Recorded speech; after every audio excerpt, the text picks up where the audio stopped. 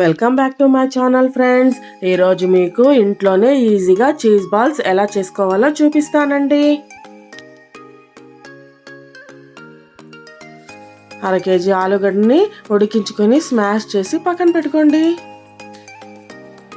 అందులోకి 1 cup bread gums వేసుకోండి. 1/2 spoon అల్లం వెల్లుల్లి పేస్ట్ వేసుకోండి.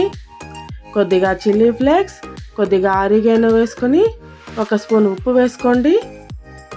అంతా బాగా కలుపుకోండి. కొద్దిగా పిండి ముద్దను చేతిలోకి తీసుకోండి. నేను చూపిస్తున్నాను చూడండి. ఇలా కొద్దిగా చీజ్ పెట్టి మధ్యలో దీన్ని ఉండగా చుట్టేయండి. ఇలా అన్ని ఉండలు చేసుకోండి.